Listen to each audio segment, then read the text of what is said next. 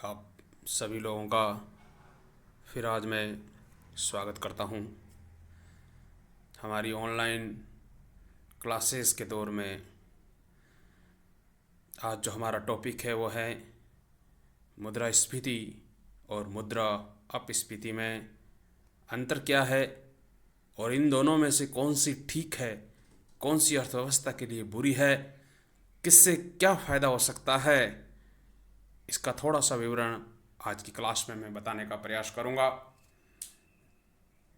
आप सबसे निवेदन है कि ध्यान से सुने। जैसा कि विदित है, मुद्रास्फीति की परिभाषा मैंने पिछली क्लास में भी आप सबको विस्तार से बताई थी। अपस्फीति की परिभाषा भी पिछली क्लासों में मैंने विस्तार से आपको समझाया था कि मुद्रास्फीति एक वह स्थिति है जब बाजार की कीमतें तेज गति से बढ़ने लगती है और मुद्रा का मूल्य कम हो जाता है, उसे मुद्रास्फीति कहते हैं। इसके विपरीत मुद्रा अपस्फीति एक प्रकार की विशेष स्थिति है जब बाजार में सामान्य कीमतें गिरने लगती है। अर्थव्यवस्था में मुद्रा का मूल्य बढ़ने लगता है। इस परिस्थिति को मुद्रा अपस्फीति कहते हैं। इसमें कुछ संस्थागत अंतर है जो मैं आपको समझाने का प्रयास करूंगा। सामान्यतः मुद्रा स्फीति में कीमतें गिरती है जबकि अपस्फीति में कीमतें घटती है। मुद्रा स्फीति में मुद्रा का मूल्य कम हो जाता है क्योंकि कीमतें बढ़ने पर मुद्रा द्वारा वस्तु और सेवाओं को खरीदने की जो क्षमता है, उसकी कैपेसिटी है, वो कम हो जाती है। उसके विपरीत मुद्रा अपस्फीति में जब कीमतें घटती है तब उसी मुद्रा से अधिक वस्तु और सेवाओं को खरीदा जा सकता है। इसलिए मुद्रा की वैल्यू बढ़ जाती है, मुद्रा का मूल्य बढ़ जाता है। जैसा कि मैंने पिछली बार भी अंतर में बताया था कि उत्पादनकर्ता और निर्माताओं को मुद्रास्फीति के संदर्भ में फायदा होता है, क्योंकि जब भी देश में मुद्रास्फीति होती है तो वस्तु और सेवाओं को उत्पादन करने की लागत वही रहती है, साधनों की कीमतें स्थिर रहती है। इसलिए उत्पादनकर्ताओं को, निर्माताओं को उन वस्तु और सेवाओं को बाजार में बेचने पर अधिक मूल्य मिल जाता है, अधिक कीमतें मिल जाती है, इसलिए उनकी कुल आय बढ़ जाती है। इसलिए उत्पादनकर्ताओं को मुद्रास्फीति की स्थिति में फायदा हो जाता है। जबकि इसके विपरीत मुद्रा अपस्फीति में दुकानदारों को और निर्माताओं को, कंपनियों को, वस्तु और सेवाओं को निर्माण करने वाली एजेंटों को नुकसान होता है। उसी प्रकार यदि श्रमिक वर्ग हैं तो श्रमिक वर्ग को मुद्रास्फीति के अंदर नुकसान होता है, क्योंकि कीमतें बढ़ जाती है, उनकी वास्तविक मजदूरी कम हो जाती है। उनकी मजदूरी से वस्तु और सेवाओं को खरीदने की क्षमता कम हो जाती है, इसलिए उनकी वास्तविक मजदूरी कम हो जाती है, वास्तविक मजदूरी घट जाती है। उनके विपरीत मुद्रा अपस्फीति होने पर मजदूरों को फायदा होता है, क्योंकि उनको उन्हीं पैसों से, उन्हीं मजदूरी की दर से जो कि फिक्स है, जो कि स्टिकी है, जो कि वहीं पर स्थिर है, उस मजदूरी की दर से कीमतें घटने पर उनका मूल्य बढ़ जाता है, उनकी वास्तविक मजदूरी बढ़ जाती है। उनके द्वारा खरीदी जाने वाली वस्तु और सेवाओं का अधिक से अधिक वस्तु और सेवाओं को खरीदा जा सकता है। इसीलिए मजदूरों को फायदा होता है, सैलरीड पर्सन को फायदा होता है, पेंशनर को फायदा होता है। जिनकी सैलरी फिक्स है, जिनकी इनकम फिक्स है, आय स्थिर है, उनको अपस्फीति में फायदा होता है, जबकि मुद्रास्फीति में नुकसान होता है। उसी प्रकार कई संस्थागत इनमें अंतर है, क्योंकि जब भी मुद्रास्फीति होती है तब देश तेजी की ओर आगे बढ़ता है, लेकिन अधिक स्फीति की स्थिति होने पर देश में हाइपर इन्फ्लेशन भी हो सकता है, जो देश के लिए घातक है। हाइपर इन्फ्लेशन एक विशेष प्रकार की परिस्थिति है जहां मुद्रा का मूल्य तेज गति से घटने लगता है, अर्थव्यवस्था अपना कॉन्फिडेंस खो जाती है, अर्थव्यवस्था ध्वस्त हो जाती है।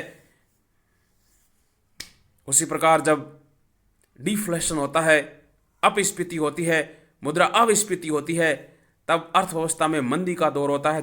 जैसा कि आज के समय में हम देख रहे हैं सभी लोग कि अर्थव्यवस्था में कोरोना काल में चारों तरफ मंदी छाई हुई है, वस्तु और सेवाओं की मांग नहीं है, लोगों के पास, सामान्य जनता के पास, सामान्य जन के पास वस्तु और सेवाओं को खरीदने के लिए बैलेंस नहीं है, पैसा नहीं है, धन नहीं है, उनकी आय नहीं है, उनकी आय को चारों तरफ से नुकसान हो गया। इसीलिए जब कभी भी डिफ्लेशन होता है, मुद्रा अपस्फीति होती है, अर्थव्यवस्था में नुकसान होता है, मंदी का दौर होता है, बहुत सारी कंपनियां अपना उत्पादन बंद कर देती है, फैक्ट्रियां अपना उत्पादन बंद कर देती है, अर्थव्यवस्था में बेरोजगारी की स्थिति पैदा हो जाती है। इसीलिए कहते हैं कि अति वर्जते, इसलिए मुद्रास्फीति की यदि अधिक दर है तो अर्थव्यवस्था के लिए नुकसानदायक है। उसी प्रकार मुद्रा अपस्फीति हमेशा खतरनाक है। कभी कभी यह भी प्रश्न आता है कि इन दोनों में से अच्छी कौन है। कभी कभी यह भी प्रश्न आता है कि इन दोनों में से अच्छी कौन है, मुद्रास्फीति अच्छी है या मुद्रा अपस्फीति अच्छी है। मैं आपको यह बता देता हूं कि ये दोनों एक सिक्के के दोनों पहलू है। जैसा कि मैंने बताया, अति वर्जते, यदि मुद्रास्फीति एक हद से ज्यादा है, एक लिमिट से ज्यादा मुद्रास्फीति तेज गति से बढ़ती है तो अर्थव्यवस्था के लिए घातक है, अर्थव्यवस्था के लिए ठीक नहीं है, अर्थव्यवस्था में नुकसानदायी है। क्योंकि जैसा मैंने बताया था, इसमें आय और धन का वितरण होता है। यदि मुद्रास्फीति है तो आय और धन का वितरण होने से सामान्य जन को, गरीबों को, मजदूरों को नुकसान होता है। उनकी वास्तविक आय कम हो जाती है, उनकी वास्तविक वस्तु और सेवाओं को खरीदने की क्षमता कम हो जाती है।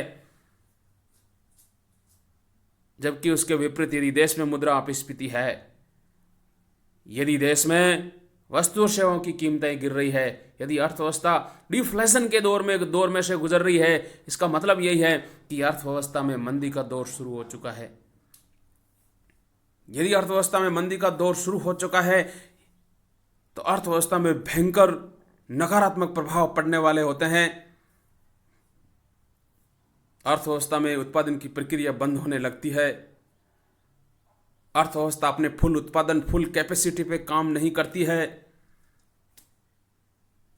साधन बेरोजगार होने लगते हैं, साधनों का अल्प उपयोग होने लगता है, संसाधन बेकार पड़े रहते हैं।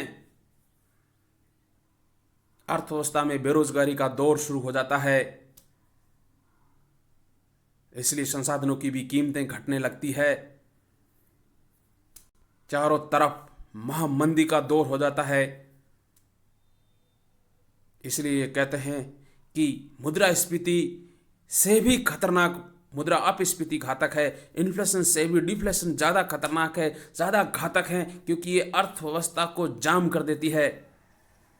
इसलिए याद रहे, इन्फ्लेशन एक हद से ज़्यादा बढ़ती है तो खतरनाक है, लेकिन डिफ्लेशन हमेशा घातक है। इन्फ्लेशन यदि एक लिमिट के साथ आगे बढ़े, मुद्रास्फीति एक लिमिट के साथ सतत उसी दर से यदि बढ़े तो हो सकता है अर्थव्यवस्था पर इन्फ्लेशनरी प्रेशर पैदा करे, स्फीतिकारी दबाव पैदा करे। अर्थव्यवस्था में मांग बढ़ने पर अर्थव्यवस्था तेज गति से आगे बढ़ सकती है यदि मुद्रास्फीति लिमिट में है, कंट्रोल में है। लेकिन यदि मुद्रास्फीति अनकंट्रोल्ड है, लिमिट में नहीं है और मुद्रा की पूर्ति बढ़ने के साथ साथ में यदि कीमतें भी तेज गति से बढ़ने लगती है तो इस प्रकार की मुद्रास्फीति अर्थव्यवस्था के लिए भी घातक हो सकती है। इसलिए याद रहे कि इन दोनों में से कोई भी ठीक नहीं है, लेकिन मुद्रा अपस्फीति बिल्कुल ठीक नहीं है, किसी भी परिस्थिति में ठीक नहीं है। ये अर्थव्यवस्था के लिए घातक है, अर्थव्यवस्था को तोड़ मरोड़ कर रख देती है। इसीलिए याद रहे, स्फीति से भी खतरनाक मुद्रा अपस्फीति है।